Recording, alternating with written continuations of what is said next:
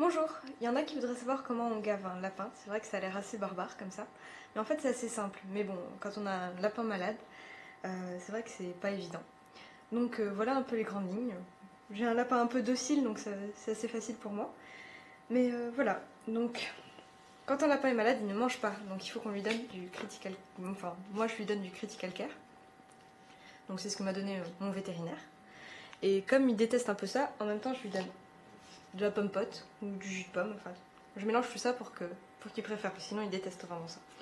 Donc on donne ça avec une seringue à insuline. Enfin moi je préfère ça, c'est plus petit, mais il faut souvent couper le bout parce que sinon ça passe pas.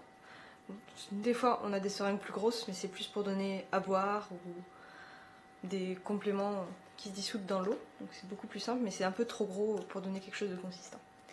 Donc, une petite joker. Peut-être qu'il faut que tu tournes, je sais pas.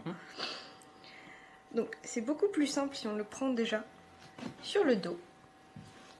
Comme ça. Un gros pépère. Oh, il a des caca. Hop. Et donc, il est beaucoup plus pépère comme ça. Donc, souvent il y a des lapins qui se débattent. Le mien, il est assez calme. Mais vous allez voir, il apprécie quand même pas quand je dois le gaver. Donc j'ai préparé ma petite mixture là déjà. Un joli petit pot avec des graduations. Et ma vieille seringue qui est bien défoncée déjà. Donc, non, calme-toi. Donc voilà ce que ça donne un lapin qui se débat. Enfin, lui, c'est juste retourné. Donc, il faut bien remplir sa seringue déjà, ce serait bien. Il faut faire gaffe parce que des fois il y a des bulles d'air, donc il faut éviter d'en faire. C'est assez long des fois. Enfin, avec une seringue neuve, ça passe un peu mieux. Et on va recommencer. Hop. Sur le dos pépère. Donc, c'est beaucoup plus simple quand on leur prend la tête déjà pour les immobiliser parce que ça les dégoûte, donc ils vont partir dans tous les sens. Hop. Ça y est, il commence à se défendre.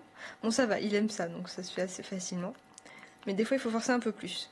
C'est mieux de passer un peu sur le côté, à côté des incisives, parce qu'il y a un grand espace entre les incisives et les molaires, et donc c'est un creux qu'on peut exploiter facilement pour leur donner à manger. Et voilà.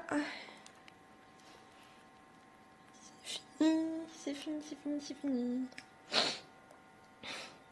Donc, ces seringues, il faut savoir qu'elles font 1 millilitre, et en général, il faut leur donner par coup de 5 millilitres, donc 5 seringues. Voilà.